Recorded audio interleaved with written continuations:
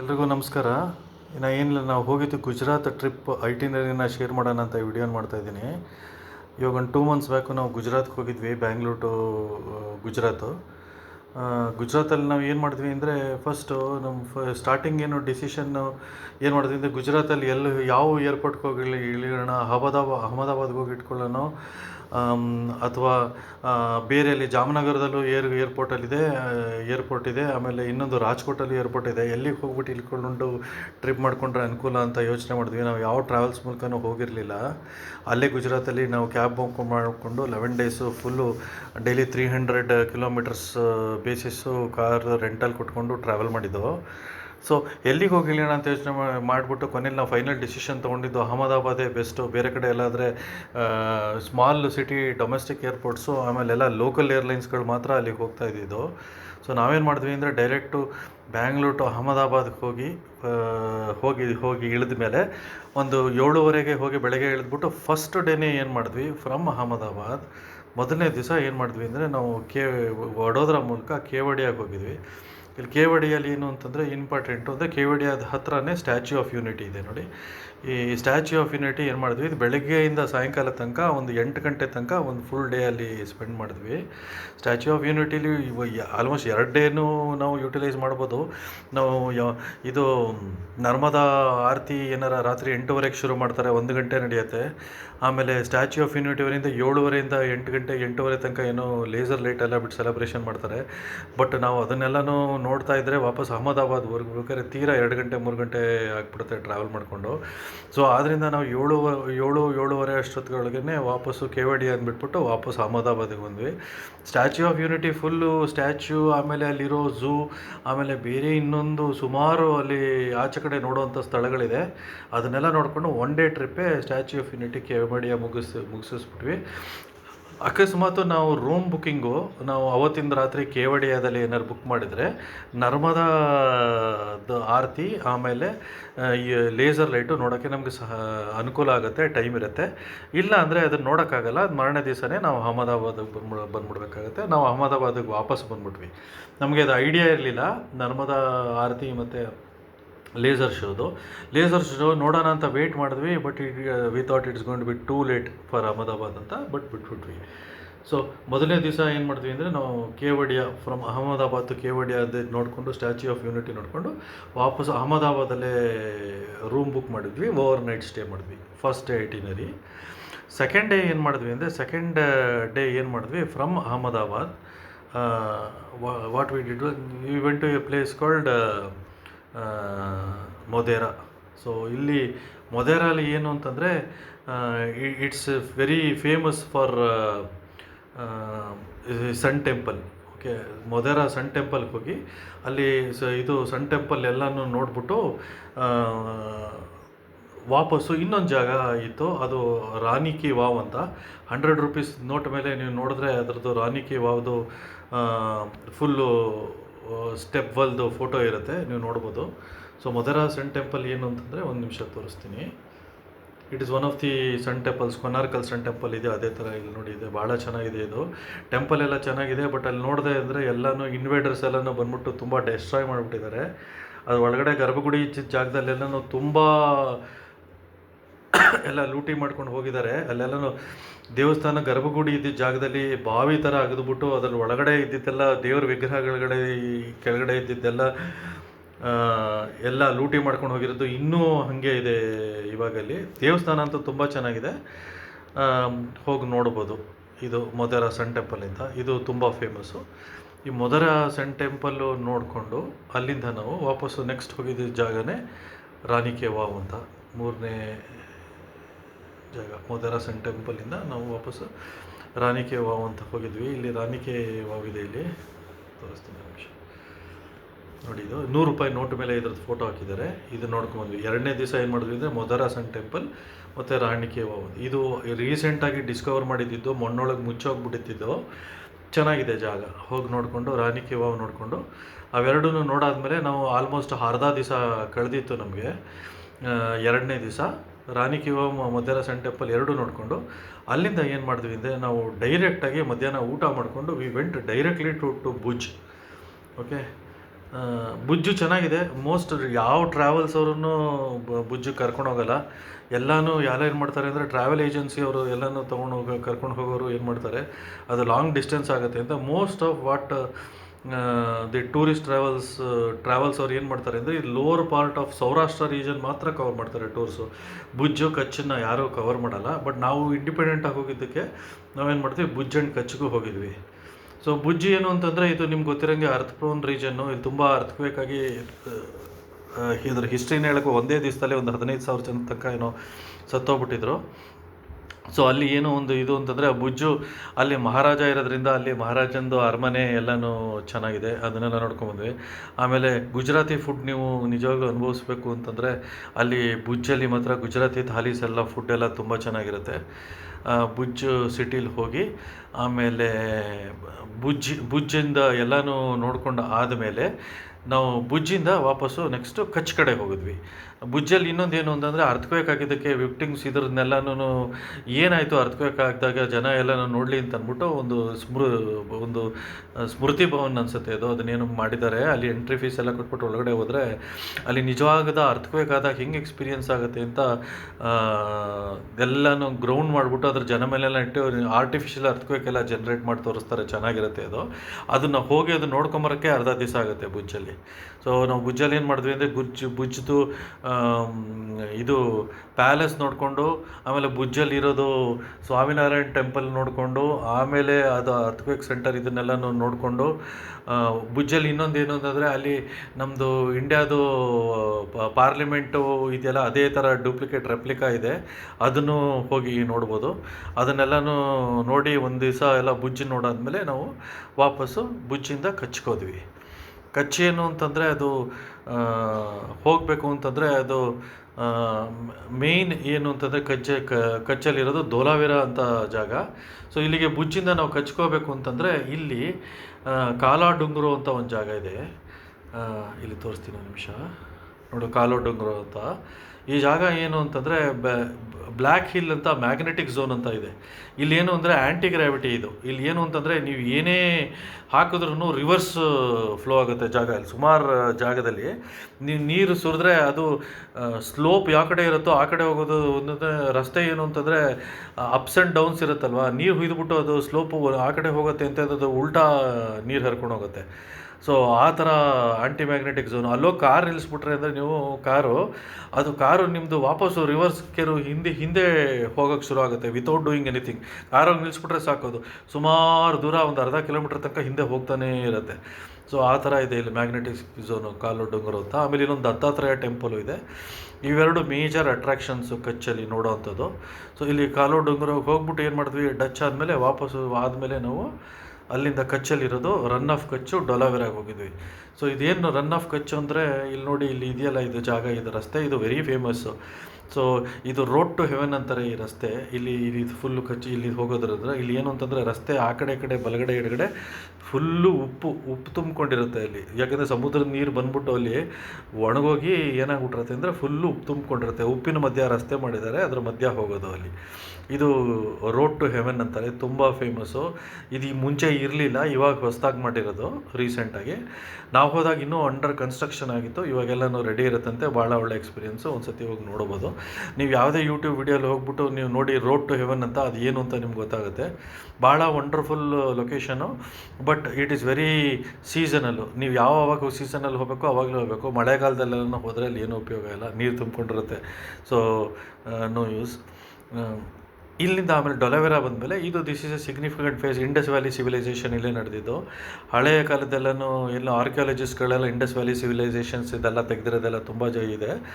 ಆಮೇಲೆ ಅದನ್ನು ಬಿಟ್ಟರೆ ಇನ್ನೇನೂ ಇಲ್ಲ. ಇದು ವೆರಿ ಒಂಥರ ಏನು ಅಂತಂದರೆ ವೆರಿ ಹಾಟು. ಇಲ್ಲಿ ತುಂಬ ನೀರು ಕುಡಿಯಬೇಕು ಅನಿಸುತ್ತೆ. ಇನ್ನು ಏನೂ ಅಂಗಡಿಗಳು ಇಲ್ಲ, ಏನೂ ಇಲ್ಲ, ಫುಲ್ಲು ಇದೊಂಥರ ಐಲ್ಯಾಂಡ್ ಥರ. ಸೊ ಇಲ್ಲಿ ಹೋಗ್ಬೇಕಾದ್ರೆ ತುಂಬ ರೆಡಿಯಾಗಿ ಹೋಗಿರಬೇಕು, ಯಾಕೆ ನೀರು ಎಲ್ಲ ತುಂಬ ತುಂಬ್ಕೊಂಡಿರಬೇಕು. ಅಲ್ಲಿ ಹೋದರೆ ನಿಮ್ಗೆ ಮಧ್ಯಾಹ್ನ ಊಟನೂ ಸಿಗೋಲ್ಲ. ಇಡೀ ಐಲ್ಯಾಂಡಲ್ಲಿ ಯಾವುದೋ ಒಂದು ರೆಸ್ಟೋರೆಂಟ್ ಇದೆ ಅಷ್ಟೇ.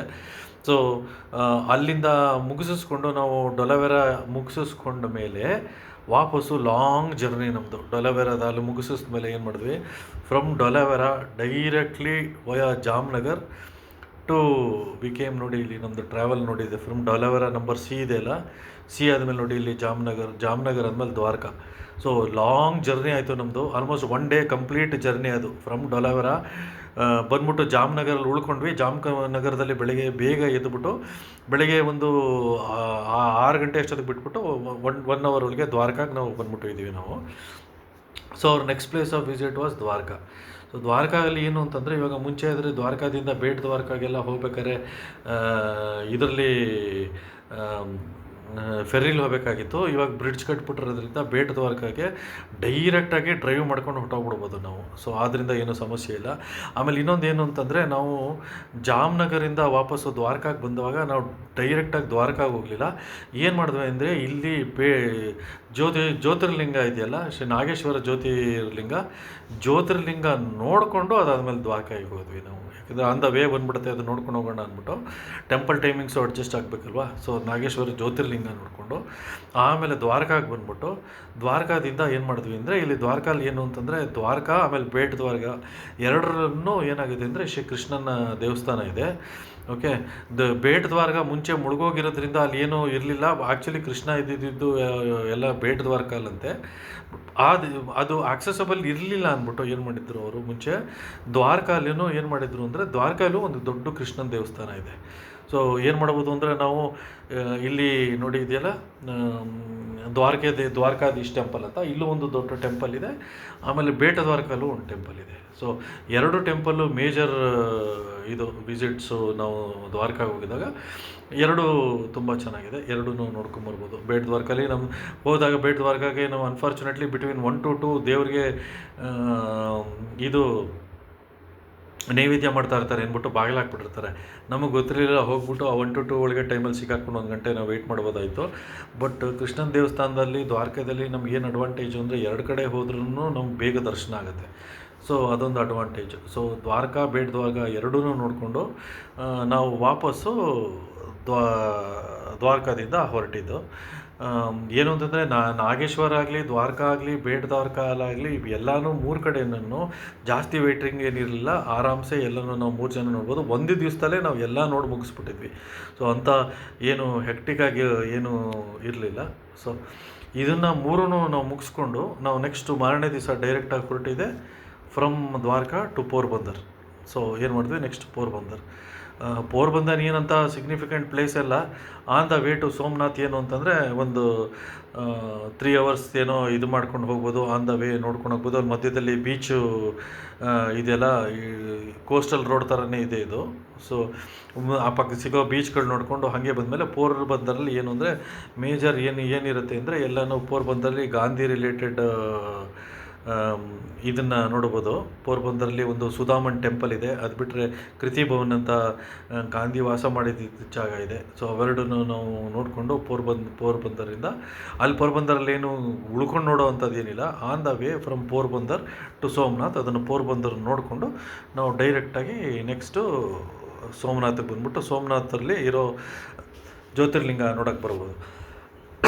ಸೊ ಇದು ನಾವು ಮಾಡಿದ್ದು. ಇನ್ನೊಂದು ವಿಚಾರ ಏನು ಹೇಳೋಕ್ಕೆ ಇಷ್ಟಪಡ್ತೀನಿ ಅಂತಂದರೆ, ನೀವು ಫ್ರಮ್ ಪೋರ್ಬಂದರ್ ಟು ಇದಕ್ಕೆ ಸೋಮನಾಥ್ ಬರಬೇಕಾದ್ರೆ ಪೋರ್ಬಂದರ್ ಹತ್ರ ಇನ್ನೊಂದು ಒಳ್ಳೆಯ ಜಾಗ ಇದೆ. ಓಕೆ, ಆ ಜಾಗ ಏನು ಅಂತಂದರೆ, ಅಲ್ಲಿ ಜಾಂಬವಂತನ ಗುಹೆ ಇದ್ದಿದ್ದ ಜಾಗ ಅದು. ಸೊ ಅದು ಒಂದು 12-13 ಕಿಲೋಮೀಟ್ರ್ ದೂರದಲ್ಲಿದೆ ಪೋರ್ಬಂದರಿಂದ. ತುಂಬ ಚೆನ್ನಾಗಿದೆ ಜಾಗ. ಅದಕ್ಕೆ ಇನ್ನೊಂದು ಸಪ್ರೇಟಾಗಿ ವಿಡಿಯೋ ಮಾಡಿ ನೋಡ್ತೀನಿ. ಅದು ನಾರ್ಮಲಿ ಯಾವ ಟೂರಿಸ್ಟ್ ಆಪರೇಟರ್ಸ್ಗಳು ಯಾರೂ ಅಲ್ಲಿ ಕರ್ಕೊಂಡು ಹೋಗೋಲ್ಲ. ಅಲ್ಲಿ ನಾವು ಹೋಗಿ ಆ ಜಾಂಬವಂತನ ಗುಹೆ ನೋಡಿ ಅದು ಒಂದು 1 to 1.5 hours ಎಕ್ಸ್ಟ್ರಾ ಆಯಿತು. ವಾಪಸ್ಸು ನಾವು ಸೋಮನಾಥ್ಗೆ ಬಂದ್ಬಿಟ್ವಿ. ಓಕೆ, ಅದು ಆ ಜಾಗ ಏನಾರ ನಿಮಗೆ ಬೇಕು ಅಂದರೆ 1 ನಿಮಿಷ ನಾನು ಇದು ಮಾಡ್ತೀನಿ.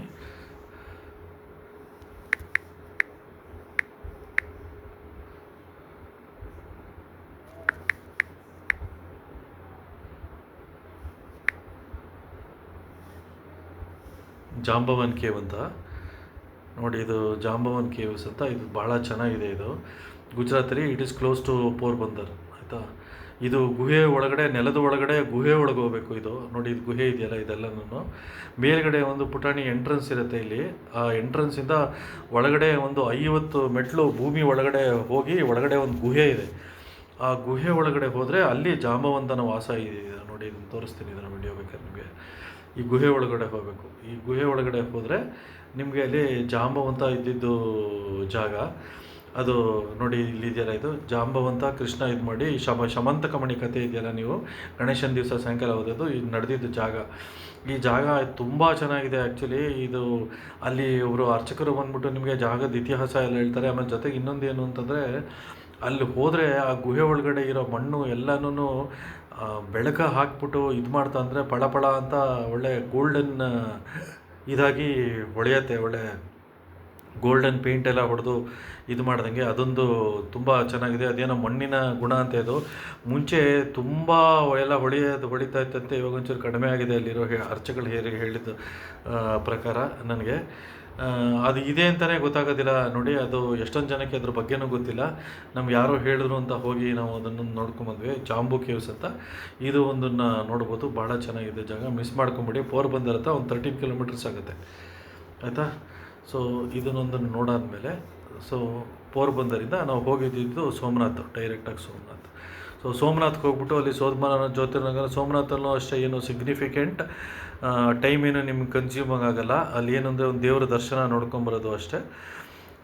ದೇವ್ರ ದರ್ಶನ ನೋಡಿಕೊಂಡು ವಾಪಸ್ಸು ಅಲ್ಲಿ ಸೋಮನಾಥ್ ಹತ್ರ ಇನ್ನೊಂದು ಏನು ಅಂತಂದರೆ, ಈ ಕೃಷ್ಣನ ಪಾದಕ್ಕೆ ಬೇಡ್ರವನು ಬಿಲ್ಲಲ್ಲಿ ಹೊಡೆದು ಅವನದು ಅಲ್ಲಿ ಪ್ರಾಣ ಬಿಟ್ಟಿದ್ದಂಥ ಸ್ಥಾನ ಮರದ ಕೆಳಗೆ ಇದ್ದಿದ್ದು ಜಾಗನೂ ಇದೆ ಸೋಮನಾಥ್ ಹತ್ರ.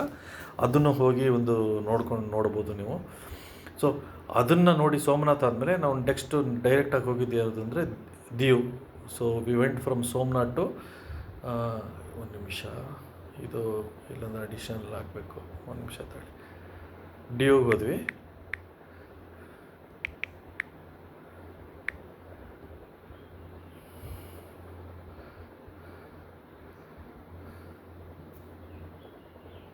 ಸೋಮನಾಥಿಂದ ನಾವು ಡಿಯೋಗೆ ಹೋಗಿದ್ದು. ಸೊ ಇದು ನಮ್ಮ ಜರ್ನಿ. ಸೋಮನಾಥಿಂದ ದೀವ್ಗೆ ಹೋಗಿ, ದೀವದಲ್ಲಿ ಒಂದು ದಿವಸ ಎಲ್ಲನೂ ಯೂನಿಯನ್ ಟೆರಿಟರಿ ಅದು. ಇಡೀ ಗುಜರಾತಲ್ಲಿ ಅಲ್ಲೊಂದೇ ಕಡೆ ಆಲ್ಕೋಹಾಲ್ ಮಾಡೋದು. ನಾವೇನು ಆಲ್ಕೋಹಾಲ್ ಏನು ತೊಗೊಳ್ಳಿಲ್ಲ. ಬಟ್ ಏನು ಅಂತಂದರೆ ಅಲ್ಲಿ ಇಡೀ ಗುಜರಾತೀಸ್ಗಳು ಏನು ಅಂತಂದರೆ ವೀಕೆಂಡ್ಸ್ಗಳಿಗೆ ಎಲ್ಲಿದ್ರೂ ಅಲ್ಲಿ ದೊಡ್ಡ ದೊಡ್ಡ ಬಿಸ್ನೆಸ್ಮನ್ನೆಲ್ಲ ಅಲ್ಲೇ ಟ್ರಾವೆಲ್ ಬರ್ತಾರೆ. ಅದೇನಂದ್ರೆ ಫುಲ್ಲು ಎಕ್ಸ್ಪೆನ್ಸಿವ್. ಅಕಾಮಡೇಷನ್ ಎಲ್ಲನೂ 5,000 ರೂಪಾಯಿ ಕಡಿಮೆ ಎಲ್ಲನೂ ಸಿಗೋದೇ ಇಲ್ಲ ಅಂತ. Pretty expensive place. ಬೀಚ್ ಚೆನ್ನಾಗಿದೆ. ಓಕೆ. ಸೊ ಇಲ್ಲಿ ದೀವ್ ನೋಡಿಕೊಂಡು ನಾವು ನೆಕ್ಸ್ಟ್ ಏನು ಮಾಡ್ತೀವಿ, ಫ್ರಮ್ ದೀವ್ ಟು ನೆಕ್ಸ್ಟು ಜೂನಾಗಢ್ಗೆ ಹೋದ್ವಿ. ಜೂನಾಗಢ್ಗೆ ಹೋಗ್ಬೇಕಾದ್ರೆ ಆನ್ ದ ವೇನೇ ಸಾಸನ್ಗಿರ್ ಸಿಗೋದು. ಸಾಸನ್ಗಿರಲ್ಲಿ ಏನು ಅಂದರೆ, when going to Junagadh from Diu, ಸಾಸನ್ಗಿರಲ್ಲಿ ಒಂದು ಅರ್ಧ ದಿವಸ ಅಲ್ಲಿ ಸಫಾರಿ ಇದೆ. ಸಫಾರಿನ ಏನು ಅಲ್ಲಿ ಏನು ಅಂತ ಏನು ರಶ್ ಏನಿರಲಿಲ್ಲ. ನಾವು ಆ್ಯಕ್ಚುಲಿ ಸಾಸನ್ಗಿರ್ ನಮ್ಮದು ಐಟಿನರಿ ಇರಲಿಲ್ಲ. ವೈಲ್ ಗೋಯಿಂಗ್ ಟು ಜೂನಾಗಢ್ ಏನಾಯಿತು ಅಂತಂದರೆ, ಸಾಸನ್ಗಿರ್ ಟ್ರಿಪ್ಪಲ್ಲಿ ಇದರಲ್ಲಿ ಜೀಪಲ್ಲಿ ಫುಲ್ಲು ಸಫಾರಿ ಕರ್ಕೊಂಡು ಹೋಗ್ತಾರೆ. ಚೆನ್ನಾಗಿದೆ. ಒಂದು ಅರ್ಧ ದಿವಸದ ಸಫಾರಿ. ಅದನ್ನು ಒಂದು ಸ್ವಲ್ಪ ಸಾಸನ್ಗಿರಲ್ಲೆಲ್ಲನೂ ಅಲ್ಲಿ ಅಕಾಮಡೇಷನ್ ಆಗಲಿ ಸಫಾರಿಯಲ್ಲೆಲ್ಲ ಒಂದು ಸ್ವಲ್ಪ ಎಕ್ಸ್ಪೆನ್ಸಿವ್ ಇದೆ. ಬಟ್ ಏನು ಅಂತಂದರೆ, ಹೋಗೋದು ಜೀವನದಲ್ಲಿ ಒಂದು ಸತಿ ಹೋಗಿ ಅಲ್ಲಿ ತನಕ ಎಲ್ಲ ಆದಮೇಲೆ ಒಂದು ಸತಿ ನೋಡ್ಕೊಂಡು ಬಂದ್ಬಿಡ್ಬೋದು. ಅರ್ಧ ದಿವಸ ಅಲ್ಲಿ ಸಫಾರಿಗೆ ಹೋಗಿ ಆಮೇಲೆ ನಾವು ಅಲ್ಲಿಂದ ಜೂನಾಗಢ್ಗೆ ಬಂದ್ವಿ. ಸೊ ಜೂನಾಗಢಲ್ಲಿ ನಾರ್ಮಲಿ ಏನಾಗುತ್ತೆ ಅಂದರೆ, ಯಾರು ಗುಜರಾತ್ಗೆ ಹೋದವರು ಜೂನಾಗಢ್ಗೆ ಹೋಗಲ್ಲ. ಯಾಕಂದರೆ ಅವ್ರಿಗೆ ಜೂನಾಗಢ್ ಬಗ್ಗೆ ಎಲ್ಲನೂ ಜಾಸ್ತಿ ಗೊತ್ತಿಲ್ಲ. ಆಮೇಲೆ ಆಪರೇಟರ್ಸ್ಗಳು ಲಾಂಗ್ ಜರ್ನಿ ಆಗುತ್ತೆ. ಆಮೇಲೆ 11 ದಿವಸ ಎಲ್ಲನೂ ಯಾರು ಟ್ರಿಪ್ ಕರ್ಕೊಂಡು ಹೋಗ್ತಾರೆ. ನಾವು ಇಂಡಿಪೆಂಡೆಂಟಾಗಿ ಹೋಗಿದ್ದರಿಂದ ಅಲ್ಲಿ ಹೋಗಿದ್ವಿ ಅಷ್ಟೇ. ಜೂನಾಗಢಲ್ಲಿ ಏನು ಅಂದರೆ ಮೇಯ್ನು ಅಡ್ವಾಂಟೇಜ್ ಏನು ಅಂತಂದರೆ, ನಾವು ಜೂನಾಗಢಲ್ಲಿ ಇಡೀ ಗುಜರಾತಲ್ಲಿ ಎಲ್ಲ ಕಡೆ ತುಂಬ ಸೆಕೆ. Junagadh is one place where there is lot of vegetation. ಒಂಥರ ಕೋಲ್ಡಾಗಿ ಇದೆ. ನಾನು ನೋಡಿದ್ದು ಗುಜರಾತ್ ಇದ್ರ ಪ್ರಕಾರ ತುಂಬ ಚೆನ್ನಾಗಿದೆ ಜಾಗ, ಹೋಗ್ಬೋದು. Junagadh actually it was under A ಸುಲ್ತಾನೇಟ್, Muslim ಸುಲ್ತಾನೇಟ್ under ಇತ್ತು. ಅಲ್ಲೆಲ್ಲನೂ ಒಂದು ಸ್ವಲ್ಪ ಆಫ್ರಿಕಾದಿಂದ ಅವನು ರಾಜ ಕರೆಸಿರೋ ಸುಮಾರು ಜನ ಆಫ್ರಿಕಾ ಮುಸಲ್ಮಾನರುಗಳಿದ್ದಾರೆ. ಅಲ್ಲೆಲ್ಲನೂ ಲಕ್ಷಾಂತರ ಜನ. ಅವ್ರನ್ನೆಲ್ಲ ಹ್ಯಾಬಿಟೇಟ್ ಮಾಡಿಸ್ಬಿಟ್ಟು ಅಲ್ಲೇ ಅವ್ರುಗಳೆಲ್ಲನೂ ಅವ್ರದ್ದೇ ಒಂದು ದೊಡ್ಡ ಕಾಲೋನೀಸ್ ಇದೆ ಅಲ್ಲಿ ಜೂನಾಗಢಲ್ಲಿ. ಸೊ ಇದೊಂದಾಯಿತು. ಆಮೇಲೆ ಇನ್ನೊಂದೇನು ಅಂದರೆ, ಜೂನಾಗಢಲ್ಲಿ ಒಂದು ಅಡ್ವಾಂಟೇಜ್ ಅಂದರೆ, ನೀವು ಇಲ್ಲಿ ನೋಡ್ಬೋದು ನೋಡಿ, ಗಿರ್ನಾರ್ ಅಂತ ಒಂದು ಜಾಗ ಇದೆ. ತುಂಬ ಫೇಮಸ್ ಜಾಗ ಇದು. ಸೊ ಈ ಗಿರ್ನಾರ್ ಏನು ಅಂದರೆ ನಮ್ಮ ಹಿಂದೂಗಳಿಗೆ ಎಂಥ ಪವಿತ್ರವಾದ ಸ್ಥಾನ ಇದೆಯೋ ತಿರುಪತಿ, ಅದೇ ಥರ ಗಿರ್ನಾರ್ ಈಸ್ ಫಾರ್ ಜೈನ್ಸ್. ಅಲ್ಲಿ ತುಂಬ ಜೈನ್ ಟೆಂಪಲ್ ಇದೆ and it is big hilly region. ನಾವು ತಿರುಪತಿಲಿ ತಿರುಮಲ ಹೆಂಗಿದೆಯೋ ಅದೇ ಥರ ದೊಡ್ಡ ಬೆಟ್ಟ ಇದು. ಸೊ ಇದು ತುಂಬ ಚೆನ್ನಾಗಿದೆ. ಸೊ ಇದು ನೋಡ್ಬೋದು. ಆಮೇಲೆ ಜೂನಾಗಢಲ್ಲಿ ಆಮೇಲೆ ಸುಮಾರು ಮುಸ್ಲಿಂ ಮಾನ್ಯುಮೆಂಟ್ಸ್ಗಳೆಲ್ಲನೂ ತುಂಬ ಚೆನ್ನಾಗಿರೋಂಥ ಮಾನ್ಯುಮೆಂಟ್ಸ್ಗಳಿದೆ, ಅದನ್ನೆಲ್ಲನೂ ಹೋಗಿ ನೋಡ್ಬೋದು ಜೂನಾಗಢಲ್ಲಿ. ಆಮೇಲೆ ಜೂನಾಗಢಲ್ಲಿ ಪ್ಯಾಲೇಸ್ ಇದೆ, ಆಮೇಲೆ ಲೈಬ್ರರಿ, ಮ್ಯೂಸಿಯಮ್ಮು ಎಲ್ಲನೂ ಬಹಳ ಚೆನ್ನಾಗಿದೆ. ಅದನ್ನೆಲ್ಲ ನೋಡಿಕೊಂಡು ಗಿರ್ನಾರಲ್ಲಿ ಆ್ಯಕ್ಚುಲಿ ನಿಮ್ಮದು ರೋಪ್ ವೇ ಇದೆ. ಗಿರ್ನಾರು ಅದೇ ಫೇಮಸ್ ಅದು. ಗಿರ್ನಾರಲ್ಲಿ ರೋಪ್ ವೇಲಿ ಹೋಗೋದು ನೋಡಿ, ಇಲ್ಲಿದೆಯಲ್ಲ ಅದು ಬೆಟ್ಟದ ಮೇಲಿರೋ ದೇವಸ್ಥಾನಗಳು ಇವು. ಇಲ್ಲಿ 10,000 ಮೆಟ್ಲಿದೆ, ಜನಗಳು ಮೆಟ್ಲು ಹತ್ಕೊಂಡು ಹೋಗ್ತಾರೆ. ಆಮೇಲೆ ಇನ್ನೊಂದು ಏನು ಅಂದರೆ ಇಲ್ಲಿ ಗಿರ್ನಾರ್ಗೆ ಹೋದವ್ರಿಗೆ ಉಡನ್ ಕಟೋಲ ಅಂತ ಒಂದಿರುತ್ತೆ ರೋಪ್ ವೇ.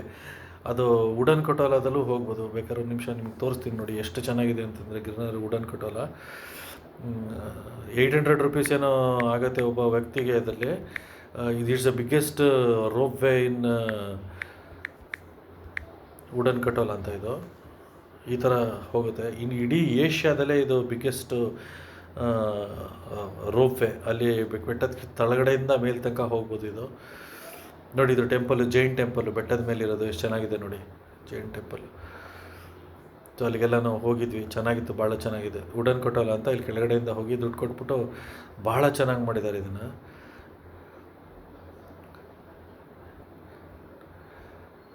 ನೋಡಿ, ಅಂಬಾ ದೇವಿ ದೇವಸ್ಥಾನ ಇದು ಮೇಲ್ಗಡೆ ಇರೋದು. ನಾವು ಅಲ್ಲಿಗೆ ಹೋಗಿದ್ವಿ. ನಾವು ಜೈನ್ ಟೆಂಪಲ್ಗೆ ಹೋಗಲಿಲ್ಲ, ಬಟ್ ಪಾರ್ವತಿ ದೇವಸ್ಥಾನಕ್ಕೆ ಹೋಗಿದ್ವಿ ಅಷ್ಟೇ. ನೋಡಿ, ಇದು ಉಡನ್ ಕಟೋಲ ಅಂತ ಇದೆ, ಫೇಮಸ್ ಇದು. ಅಲ್ಲಿಗೆ ಹೋದರೆ ಅದು must, it's a biggest ropeway in Asia.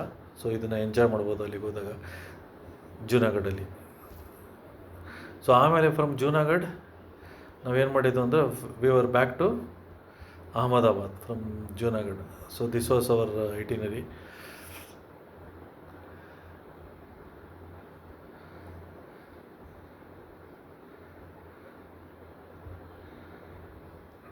This is a 11 days itinerary trip. Rajkot ಮೂಲಕ ವಾಪಸ್ಸು from Junagadh we came to Ahmedabad on the next 11 days. ಇಷ್ಟು 11 days ನಾವು ಮೈಟ್ರೇನಿಂದ ಉಳ್ಕೊಂಡಿದ್ದು ಜಾಗ ಏನು ಅಂತಂದರೆ, ಮೊದಲನೇ ದಿವಸ ಫ್ಲೈಟಿಂದ ಇಳಿದ ತಕ್ಷಣ ನಾವು ಅವತ್ತಿನ ದಿವಸ ಏನು ಹೋಟೆಲ್ಗೇನು ಹೋಗಲಿಲ್ಲ, ಡೈರೆಕ್ಟಾಗಿ ಕೇವಾಡಿ ಹೋಗಿ ನೋಡ್ಕೊಂಬಿಟ್ಟು ಅವತ್ತಿನ ದಿವಸ ರಾತ್ರಿಗೆ ಅಹಮದಾಬಾದ್ ದಿವಸ ಒಂದು ಬುಕ್ ಮಾಡಿದ್ವಿ. ಮಾರನೇ ದಿವಸ ಮೊದೇರಾ, ರಾಣಿ ಕಿ ವಾವ್ ಆದಮೇಲೆ ಎರಡನೇ ದಿವಸ ನಾವು ಡೈರೆಕ್ಟಾಗಿ ಬುಕ್ ಮಾಡಿದ್ದು ಅಕಾಮಡೇಷನ್ನು ಭುಜ್ಜಲ್ಲಿ. ಓಕೆ, ಭುಜ್ಜಲ್ಲಿ ಆದಮೇಲೆ ನೆಕ್ಸ್ಟು ನಾವು 2 ದಿವಸ ಭುಜ್ಜಲ್ಲಿ ಅಕಾಮಡೇಷನ್ ಬುಕ್ ಮಾಡಿದ್ವಿ. ಏನು ಮಾಡಿದ್ವಿ ಅಂದರೆ ಭುಜ್ಜಿಂದ ಕಾಲೋ ಡೊಂಗರ ಎಲ್ಲ ನೋಡ್ಕೊಂಬಿಟ್ಟು ವಾಪಸ್ ಭುಜ್ಜಿಗೆ ಬಂದ್ವಿ. ಯಾಕೆಂದರೆ ದೊಲವೇರಾದಲ್ಲೆಲ್ಲ ಅಕಾಮಡೇಷನ್ಗಳೇ ಇಲ್ಲ. ಓಕೆ, ಅದು ವೆರಿ ಐಸೋಲೇಟೆಡ್. ಆ್ಯಂಡ್ ಅಲ್ಲಿಗೆ ಹೋಗಬೇಕು ಅಂತಂದ್ರೂ ಅಲ್ಲೆಲ್ಲ ಗುಡಿಸ್ಲುಗಳಿದೆಯಲ್ಲ, ಆ ಗುಡಿಸ್ಲುಗಳಿಗೂ ಅಲ್ಲಿ ಸುಮ್ಮನೆ 6,000-7,000 ರೂಪಾಯಿ ಎಲ್ಲನೂ ಇದು ರೆಸಾರ್ಟ್ ಚಾರ್ಜಸ್ ಕೇಳ್ತಾರೆ, daily charges. So very expensive. Okay, so ಭುಜ್ಜಿಗೆ ವಾಪಸ್ ಬಂದು ನಾವು ನೆಕ್ಸ್ಟ್ ಡೇನೇ ಏನು ಮಾಡಿದ್ವಿ, we came directly to Jamnagar. When we stayed in Jamnagar. After Jamnagar in Dwarka we stayed it for 1 day. And after Dwarka ನಾವು ನೆಕ್ಸ್ಟ್ ಉಳ್ಕೊಂಡಿದ್ದು ಸೋಮನಾಥಲ್ಲಿ 1 ದಿವಸ ಉಳ್ಕೊಂಡ್ವಿ, ದ್ಯೂಲ್ 1 ದಿವಸ ಉಳ್ಕೊಂಡ್ವಿ, ಜೂನಾಗಢಲ್ಲಿ 2 ದಿವಸ ಉಳ್ಕೊಂಡ್ವಿ. ಇದು ನಮ್ಮದು ಫುಲ್ಲು ನೈಟ್ ಸ್ಟೇಸು. ವಾಪಸ್ ಅಹಮದಾಬಾದ್ ಮೇಲೆ ಅವತ್ತಿನ ದಿವಸನೇ ರಾತ್ರಿ we came from flew back from Ahmedabad to Bangalore. This was our itinerary for 11 days. ಏನು ಅಂತಾರೆ, ಗುಜರಾತಲ್ಲಿ ವೆಜಿಟೇರಿಯನ್ಸ್ಗೆ ಹೆವೆನ್ನು. ಭಾಳ ಚೆನ್ನಾಗಿ ನಾನು 11 ದಿವಸದಲ್ಲಿ ಎಲ್ಲೂ ಅಲ್ಲಿ 1 ದಿವಸನೂ ನಾನ್ ವೆಜಿಟೇರಿಯನ್ ರೆಸ್ಟೋರೆಂಟ್ಸಾರಾಗಲಿ, ನಾನ್ ವೆಜಿಟೇರಿಯನ್ ಸೊ ಇಲ್ಲಿ ಕೋಳಿಗಳು ಆಮೇಲೆ ಕುರಿಗಳು ಎಲ್ಲನೂ ಶಾಪ್ಸ್ ಇರ್ತಾರಲ್ಲ, ಅದು ಒಂದೂ ನೋಡಲಿಲ್ಲ ನಾನು 11 ದಿವಸ. No alcohol, everything was nice. ವೆಜಿಟೇರಿಯನ್ಸ್ಗಂತೂ ವೆಜಿಟೇರಿಯನ್ ಥಾಲಿಗಳು ತುಂಬ ಚೆನ್ನಾಗಿರುತ್ತೆ ಗುಜರಾತಲ್ಲಿ. So it is a very nice experience. No alcohol. Only bad thing I observed in Gujarat was ಏನು ಅಂದರೆ ಗುಟ್ಕಾ. ಎಷ್ಟು ಜನ ಗುಟ್ಕಾಗಳು ಹಾಕ್ತಾರೆ ಅಂದರೆ ಅಲ್ಲಿ ಲೇಬರ್ಸಿಂದ ರಿಚ್ ಪೀಪಲ್ ಎಲ್ಲನೂ ತುಂಬ ಗುಟ್ಕಾ ಸೇಲ್ಸು ಮೇಜರ್ ಗುಜರಾತಲ್ಲಿ. ಆಲ್ಕೋಹಾಲ್ ಅವಾಯ್ಡ್ ಮಾಡಿದ್ದಾರೆ, ಬಟ್ ಗುಟ್ಕಾ ಅದು ಏನಕ್ಕೋ ಎಕ್ಸ್ಟೆನ್ಸಿವ್ ಆಗಿ ಯೂಸ್ ಮಾಡ್ತಾರೆ. This was my itinerary in Gujarat. ಇದೆಲ್ಲ ಇಂಡಿವಿಜುವಲ್ ಫೋಟೋಸು ವಿಡಿಯೋಸು ಎಲ್ಲ ತುಂಬ ಇದೆ ನನ್ನ ಹತ್ರ. ಬೇರೆ ಯಾವುದೋ ವೀಡಿಯೋಸ್ ಎಲ್ಲ ಅಪ್ಲೋಡ್ ಮಾಡಲ್ಲ. ಒಂದು ವಿಡಿಯೋ ಅಪ್ಲೋಡ್ ಮಾಡ್ತೀನಿ, ಯಾವುದು ಅಂದರೆ ಜಾಂಬೂ ಕೇವ್ಸ್ ಇದೆಯಲ್ಲ, ಅದು ಭಾಳ ಚೆನ್ನಾಗಿತ್ತು, ನನಗೆ ಇಷ್ಟ ಆಯಿತು. ಅದು ಯಾರಿಗೂ ಗೊತ್ತೂ ಇಲ್ಲ ಅದರದ್ದೊಂದು ನಾನು ಜಾಂಬೂ ಕೇವ್ಸ್ದು ಎಕ್ಸ್ಪೀರಿಯನ್ಸ್ದು ಒಂದು ವಿಡಿಯೋ ಇನ್ನೊಂದು ನನ್ನ ಇದರಲ್ಲಿ ಐಟಿನರಿಯಲ್ಲಿ ಅಪ್ಲೋಡ್ ಮಾಡ್ತೀನಿ. ವಿಡಿಯೋ ಇಷ್ಟ ಆಯಿತು ಅನಿಸುತ್ತೆ. ಖಂಡಿತ ನೀವು ಲೈಫಲ್ಲಿ ಯಾವಾಗಾರ ರಜಾ ಸಿಕ್ತು ಹೋಗಿ ಎಕ್ಸ್ಪ್ಲೋರ್ ಮಾಡ್ತೀನಿ ಅಂದಾಗ ಗುಜರಾತ್ಗೆ ಖಂಡಿತ ಹೋಗಿ. ನಾವೇನೋ 11 ದಿವಸ ಗುಜ್ಜು ಕಚ್ಚು ಎಲ್ಲನೂ ಎಕ್ಸ್ಪ್ಲೋರ್ ಮಾಡಿದ್ವಿ. ಅದರ್ವೈಸ್ ಅಟ್ಲೀಸ್ಟ್ ಒಂದು ವಾರ ಐಟಿನರಿಗೆ ಗುಜರಾತಲ್ಲಿ ಆರಾಮಾಗಿ ಹೋಗಿ ಎಲ್ಲನೂ ನೋಡ್ಕೊಂಬರ್ಬೋದು. ಏನು ಸಮಸ್ಯೆ ಏನಿಲ್ಲ. ನಾವು ಹೆಂಗೆ ತಮಿಳ್ನಾಡಲ್ಲಿ ಸೌತ್ ಇಂಡಿಯನ್ ಟ್ರಿಪ್ ಹೋಗ್ತೀವೋ ಅದೇ ಥರ ಗುಜರಾತ್ಗೆ ಹೋಗಿ ನೋಡ್ಕೊಂಡು ಬರ್ಬೋದು. ವಿಡಿಯೋ ಇಷ್ಟ ಆಯಿತು ಅನಿಸುತ್ತೆ. Thank you.